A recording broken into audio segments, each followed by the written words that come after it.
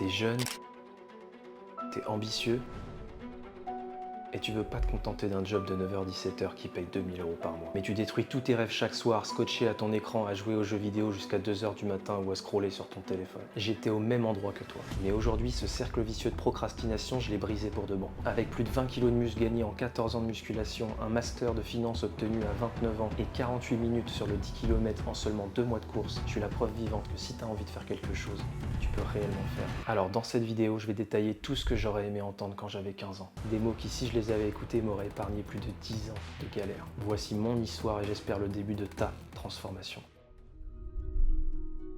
J'ai toujours été hyper introverti quand j'étais jeune. J'étais le mec discret, celui qui se faisait tout petit. J'étais angoissé rien qu'à l'idée de parler aux autres et m'intégrer dans un groupe me paraissait complètement impossible. Malgré ça, j'ai quand même réussi à me faire 2 ou 3 potes qui étaient comme moi, en retrait, pas du genre à faire des vagues. Alors pour nous, c'était complètement évident, on s'est réfugiés là où personne ne pouvait nous juger, sur les jeux vidéo. Chaque soir, c'était le même rituel. Je rentrais, je balançais mon sac et je fonçais sur l'ordinateur. Devant cet écran, je me sentais parfaitement libre. Pas de regard, pas de pression, juste un monde où j'avais l'impression d'exister. Je pouvais passer des heures, voire des nuits entières à jouer, parce que dans ce monde virtuel, je pouvais fuir le quotidien, je pouvais fuir mes responsabilités. Mais j'y ai tellement pris goût que j'ai commencé à mentir à mes parents. Et c'est devenu n'importe quoi. Chaque semaine, ils me donnaient de l'argent de poche pour que je puisse aller manger à l'extérieur. Parce qu'à l'époque, je mangeais au self et il fallait avoir de la chance pour avoir des bons plats. C'était pas tous les jours steak frites. Mais cet argent de poche qu'ils me donnaient, je l'utilisais pas réellement pour aller manger à l'extérieur. Je l'utilisais pour jouer encore plus dans des cybercafés. Ah, les cybercafés, je me souviens encore de l'ambiance de jeu, des néons rouges dans la pièce et de l'ambiance de dingue. C'était juste incroyable. Mais dès que j'éteignais l'ordinateur, cette sensation de vide, elle me reprenait de plus belle. Par chance, à partir de mes 15 ans, j'ai découvert la musculation par le biais de mon grand frère, qui lui en faisait déjà depuis quelques années. Je pense que c'est d'ailleurs une des seules choses qui m'a permis de tenir toutes ces années et dans laquelle j'ai pu évacuer absolument toutes mes frustrations, ma haine et ma solitude. Et le plus drôle, c'est qu'aujourd'hui encore, je m'entraîne toujours avec lui. C'est un rituel que j'ai jamais voulu perdre. Mais tu te doutes bien que toute cette dépendance au jeu n'a pas été sans conséquences. J'avais des notes très médiocres, je pensais plus qu'à jouer et j'avais déjà plus envie d'aller en cours. Ça a duré pendant toute ma scolarité jusqu'à l'obtention de mon bac que j'ai fini par obtenir avec seulement 10,8 de moyenne sur 20. Une fois le bac en poche, j'avais absolument plus du tout envie d'étudier. J'étais dégoûté du système scolaire. Mais comme je voulais pas rester sans rien faire et que je voulais déjà avoir mon appartement, j'ai fini par trouver un job de technicien informatique suite à une réunion Pôle emploi. Mais j'ai très vite déchanté quand j'ai vu que c'était payé 1300 € par mois et que si je me bougeais pas, c'est ce que j'allais gagner toute ma vie.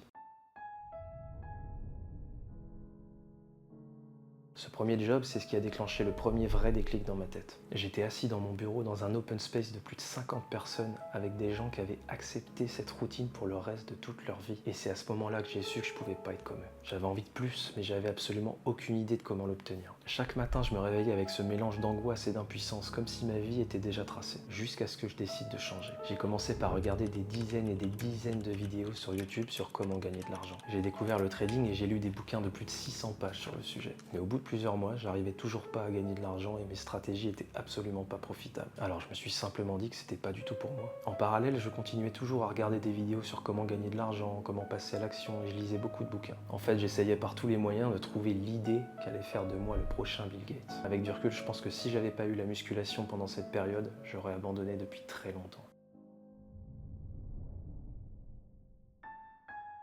Rien ne s'est arrangé quand ma petite amie de l'époque m'a quitté pour de bon alors que c'était mon premier vrai amour. Ça a été le second vrai déclic. J'avais encore plus besoin de me sortir de cette situation de merde alors je doublais les heures à la salle de sport et je me renfermais encore plus sur moi-même. J'ai découvert les douches glacées et j'ai fait ça pendant 4 mois tous les matins parce que c'était le rituel des grands millionnaires de la planète. Mais bien sûr, après plusieurs mois, j'ai vu aucun impact concret sur ma vie et j'en étais toujours au même stade. Cette phase de test et d'apprentissage pendant laquelle j'apprenais des nouvelles disciplines et j'expérimentais, elle a duré pendant plus de 5 ans.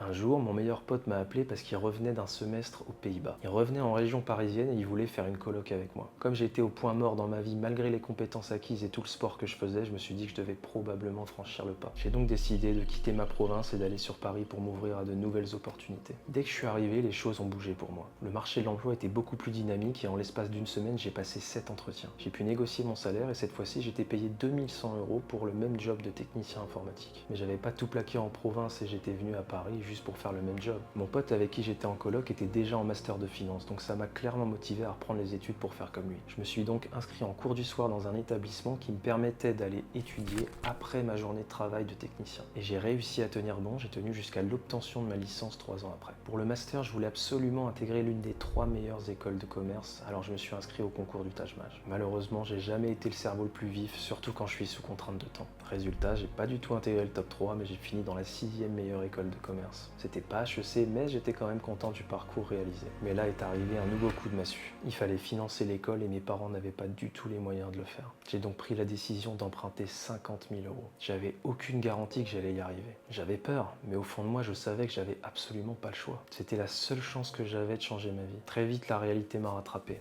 L'emprunt ne couvrait pas tout, ni le loyer, ni mes charges, ni même l'école. Et je voyais ce rêve doucement glisser entre les doigts. Alors j'ai fait ce que je devais faire. Chaque fois que j'étais pas en cours, j'étais en train de bosser pour gagner de l'argent. Tout ce qui pouvait me rapporter un peu, je le faisais. Pas de pause, pas de répit. Et aujourd'hui, seulement quelques mois après avoir validé mon master, je suis analyste financier dans une grosse société. Ce parcours, c'était un combat. Mais c'est aussi la preuve que tout est possible, même quand les obstacles semblent insurmontables. Maintenant que tu connais mon histoire, c'est le moment de faire la synthèse de tout ce que j'ai pu tirer de ma propre expérience et qui me permet aujourd'hui de ne jamais repousser au lendemain. Leçon numéro 1, fais du sport. La musculation, c'est la seule chose qui m'a fait tenir quand j'étais plus bactère. C'est ce qui m'a permis de me sentir vivant et de garder mon amour propre quand j'ai vécu mes ruptures amoureuses ou que je détestais mon job. Parce que peu importe dans quel état mental j'étais, quand j'étais à la salle, j'étais bien, j'étais bon et j'avais 1h30 de tranquillité. Au-delà de ça, ça m'a permis d'avoir beaucoup plus confiance en moi avec les gens, avec les femmes et dans la vie de tous les jours. Ça m'a appris la discipline, la patience et le respect de soi et des autres. Parce que t'as beau être musclé, t'auras toujours quelqu'un de plus fort que toi. Deuxième leçon,